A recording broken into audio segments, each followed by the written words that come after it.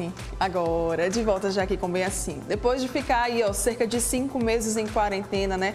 A maioria das pessoas não está mais se sentindo à vontade em multidões. O anúncio de reabertura do comércio e retorno progressivo, gradual das atividades pode acabar impactando, sim, a nossa saúde mental e principalmente dessas pessoas que acabaram ficando muito assustadas com essa questão da aglomeração. Para a gente falar sobre isso, nós convidamos aqui o psicólogo Carlos Gonçalves. Maravilhoso sempre. Bom dia. Bom dia, mais uma vez, né? Bem-vindo, mais uma vez. O pessoal tá ficando, viu? Tá, tem algumas pessoas que, pra mim, na minha opinião, estão começando a exagerar. Está num processo de neurose muito grande. Tá no processo né? de neurose, sim. Mas é normal isso. Você falou uma palavra aí, né? Medo também, né? Inseguranças, incertezas. E primeira coisa, a gente tem que definir o que seria o medo, né? Então, o medo é um estado emocional, né? Que surge em resposta a um perigo, né? Que pode ser um perigo real ou irreal. Né?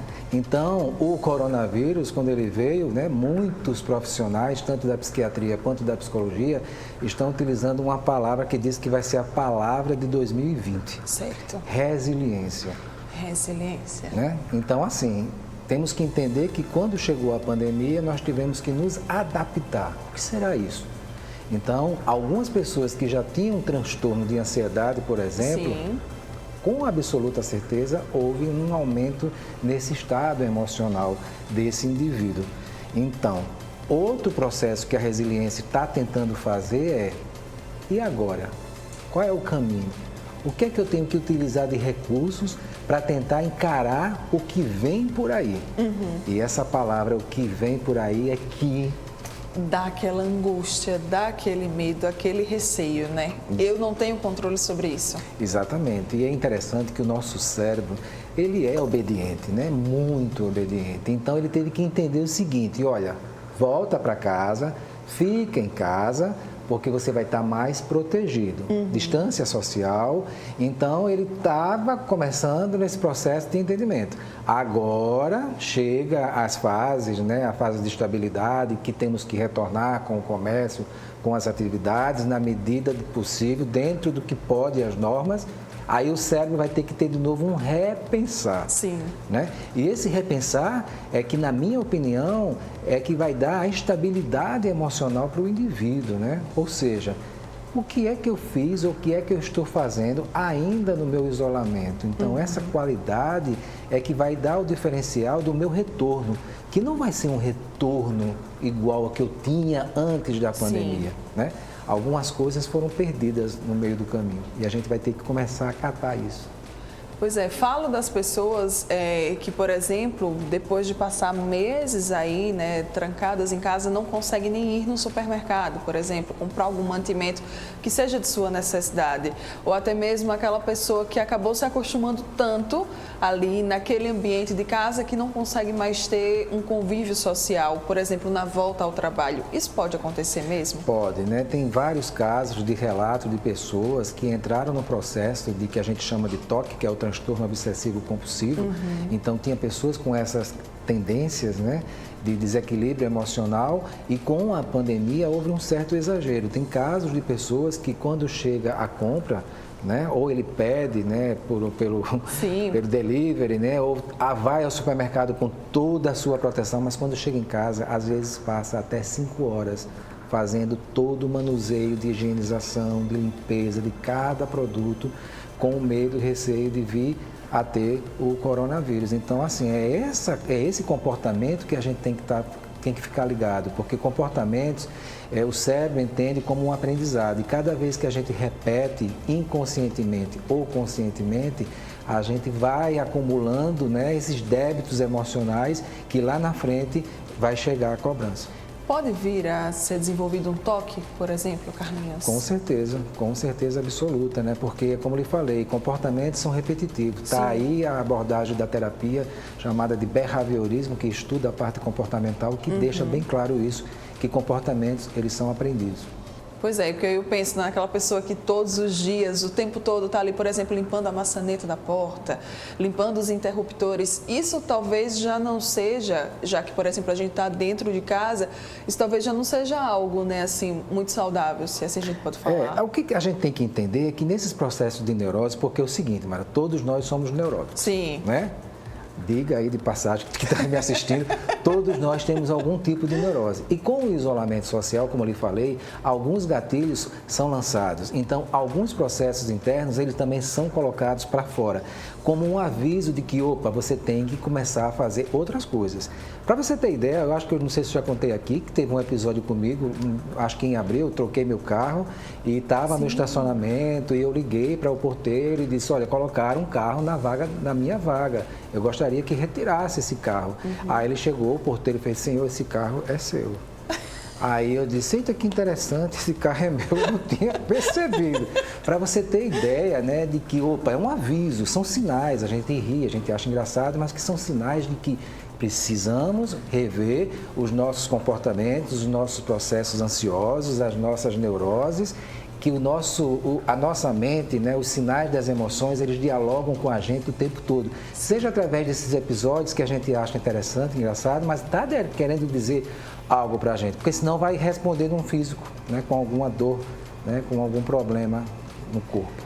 Quem tem ansiedade tem que ficar ainda mais alerta, né? Muita gente passou por isso, acabou até mesmo desenvolvendo, né, essa ansiedade durante a pandemia e aí vai precisar voltar ao trabalho, né? Tá começando a retornar. Alguns lugares estão, né? Alguns dias você vai presenciar, outros você fica por teletrabalho e essa pessoa ali já tá, sabe, no limite dela, que ela não tá aguentando com aquela ansiedade.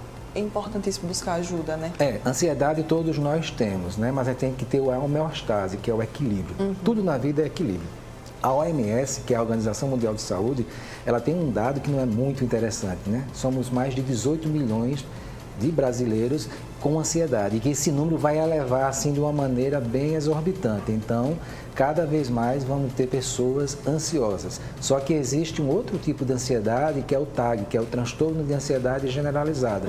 Inicialmente você começa com ansiedade mais leve e muitas pessoas começam a desenvolver o TAG. E em casos assim tem que entrar com ansiolíticos, tem que entrar com remédio, porque até mesmo em terapia o processo de escuta fica com dificuldade, porque a pessoa não consegue nem ouvir o que o outro está querendo dizer. E no caso da síndrome do pânico, Carlinhos?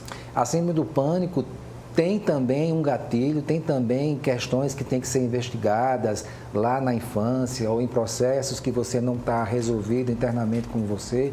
E acaba que é interessante que a nossa mente ela vai em determinado local e de repente ela diz assim, olha, a partir de agora, um exemplo, você não vai mais entrar num elevador, porque toda vez que você entrar você vai passar mal.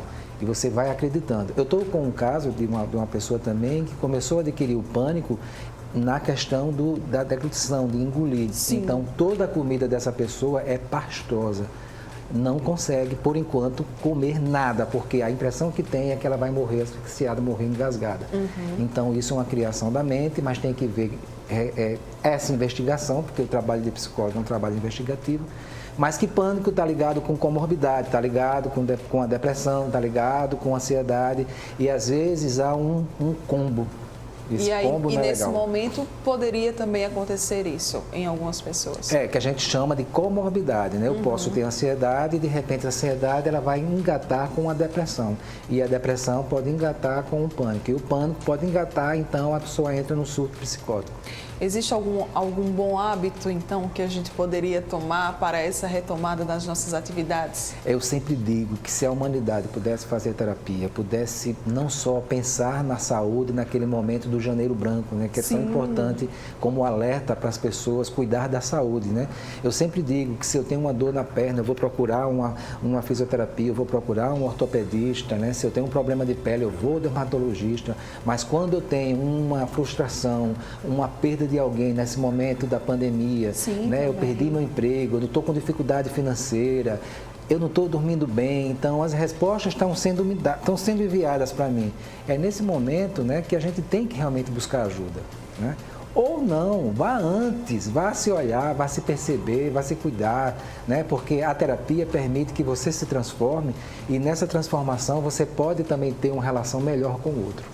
Algumas pessoas passaram bem, né, por essa pandemia, outras nem tanto. Qual que é a mensagem, então, que a gente deixa para essa retomada aí das atividades, né, gradual? Aos poucos, as pessoas, elas estão realmente retomando a vida, mesmo que seja no novo normal, com todos os cuidados, mas já é mais difícil a gente encontrar pessoas em isolamento social mesmo, né? Apenas alguns casos. Qual que é a mensagem, então, que a gente pode deixar? A gente, quando fala de retorno, de volta, a gente já se projeta para o futuro. E para quem tem ansiedade, aí vem as projeções. Então, é muito importante que a gente comece a viver o aqui e agora, o presente. Viva o hoje, né? Aproveite o dia de hoje, essa quinta-feira maravilhosa, entendeu? Faça o que seja melhor para você. Se perdoe, se ame mais, se valorize. Muito bem. Olha aí, tá vendo, gente? Que mensagem linda.